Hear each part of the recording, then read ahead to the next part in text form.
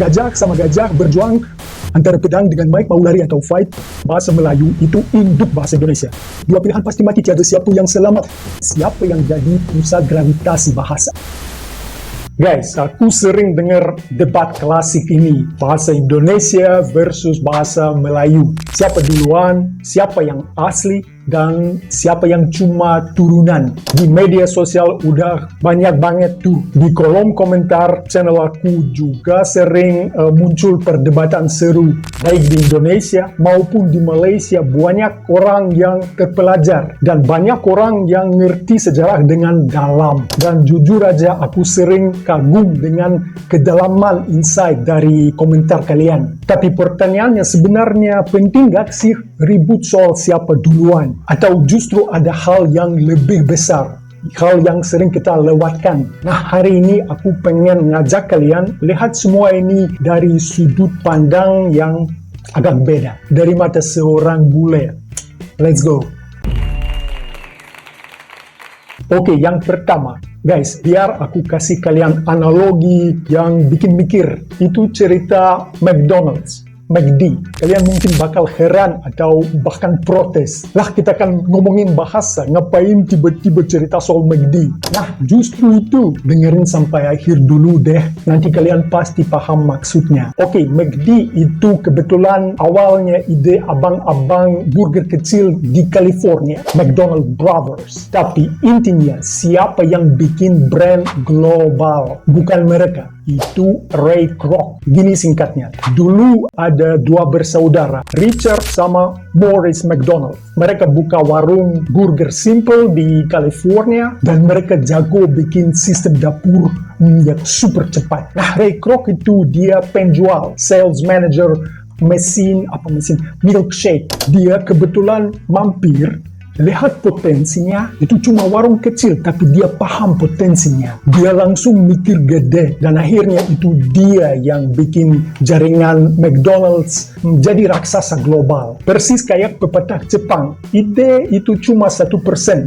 Eksekusi itu 99%. Jadi ngapain aku tiba-tiba cerita soal McD? Soalnya kalau contoh McD aja bisa begitu, gimana kalau kita terapkan logika yang sama ke bahasa? Jadi meski akar atau asal-usul penting juga, yang lebih menentukan sejarah itu siapa yang bisa bikin sesuatu makin relevan, makin luas, makin dipakai di masa depan. Dan bahasa Indonesia persis kayak gitu. Malah sekarang udah jadi powerhouse.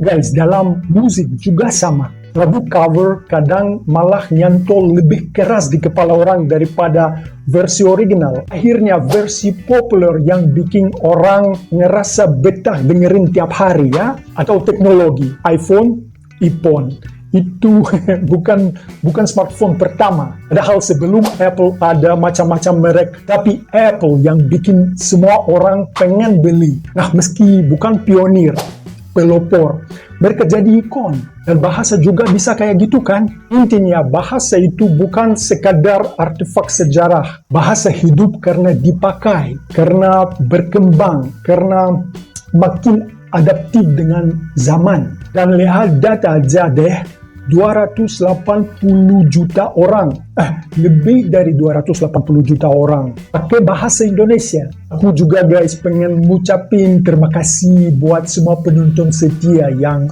perhatian. Dan di video sebelumnya waktu aku bilang bahasa Indonesia belum jadi bahasa internasional resmi, langsung ngekorek dan ngingetin kalau sebenarnya udah diakui UNESCO. Oke, aku baca dari website Setkap ya. Sekretariat Kabinet Republik Indonesia. Bahasa Indonesia menjadi bahasa ke-10 yang diakui sebagai bahasa resmi Konferensi Umum UNESCO. Bersama nama bahasa resmi PBB, yaitu bahasa Inggris, bahasa Arab, bahasa Mandarin, Perancis, Spanyol, dan Rusia. Serta bahasa Hindi, Italia, dan Portugis, yaitu 9 ya. Dengan ditetapkannya hal ini, maka bahasa Indonesia dapat dipakai sebagai bahasa sidang. Dan itu dokumen-dokumen konferensi umum juga dapat diterjemahkan ke bahasa Indonesia. Ya guys, karena fakta ini sih nggak bisa dibantah. Jadi apa kata mereka di Malaysia? Orang Malaysia suka bilang bahasa Melayu itu induk bahasa Indonesia. Tapi jujur aja, algoritma YouTube, TikTok, Netflix malah kasih exposure lebih banyak ke konten Indonesia. Sinetron, musik dangdut, dangdut koplo, bioskop. Jadi kalau aku buka HP, yang keluar itu bahasa Indonesia, bukan bahasa Melayu. Algoritma aja lebih pede pilih bahasa Indonesia ya. Lucunya lagi, orang Malaysia sering nonton konten Indonesia biar ngerti tren. Tapi orang Indonesia sebenarnya jarang nonton konten Malaysia ya. Aku aja kalau dipikir-pikir yang kebayang cuma satu, Upin Ipin ya. Itu pun kalau nggak salah. Kalau ada yang tahu lebih lengkap, tolong teks di kolom komentar. Jadi lama-lama siapa yang jadi pusat gravitasi bahasa? Jawabannya sih udah jelas. Oke guys, sebagai bule aku bisa kasih perspektif luar. Kalau aku bilang ke orang Eropa aku bisa bahasa Melayu, mereka bakal jawab, "What's that?" Apa itu? Tapi kalau aku bilang aku bisa bahasa Indonesia, reaksinya langsung cair. Oh, Indonesia, Bali, nasi goreng, apa itu Gojek. Dan itu logis dong, karena brand Indonesia udah gede, udah nyantol di benak orang luar. Bahasa ikut terbawa. Sekali lagi guys, bahasa ikut terbawa. Meski asal-usulnya bisa diperdebatkan, branding udah jelas dimenangkan bahasa Indonesia. Padahal ujung-ujungnya ini keuntungan gede banget buat kalian guys. Untuk dunia lagi buka pintu, kalian bisa makin ekspansi budaya guys. Nah, jadi kesimpulannya gimana? Apakah kita masih perlu ribut soal siapa duluan? Atau ada poin yang lebih penting? Jadi guys, lama-lama kepikiran juga debat siapa duluan tuh. Malah bikin ngos-ngosan sendiri. Intinya bukan di masa lalu, tapi di masa depan. Antara pedang dengan mic mau lari atau fight, dua pilihan pasti mati, tiada siapa yang selamat. Jadi jangan coba-coba bila aku sedang diam. Serius bro, Rongsof aku lain macam.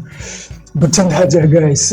Gajah sama gajah berjuang, pelanduk mati di tengah-tengah. Selama kita ribut soal yang asli, justru budaya dan young generation, generasi muda, bisa malah nyasar atau ketinggalan karena reaksi emosional. Malah yang dirugikan bukan siapa-siapa, kecuali kita sendiri. Daripada buang-buang energi, debat soal asal-usul, mending kita bareng-bareng bikin bahasa Indonesia makin global. Mumpung momentumnya ada, masa depan bahasa terbuka lebar. Kalau kalian setuju, kasih komentar biar kita bikin gerakan kecil yang bisa jadi besar. Dan di masa depan, jelas bahasa Indonesia bakal jadi superstar. Terima kasih udah nongkrong bareng aku, bareng Rongsof. Jangan lupa like, share, dan subscribe to the channel.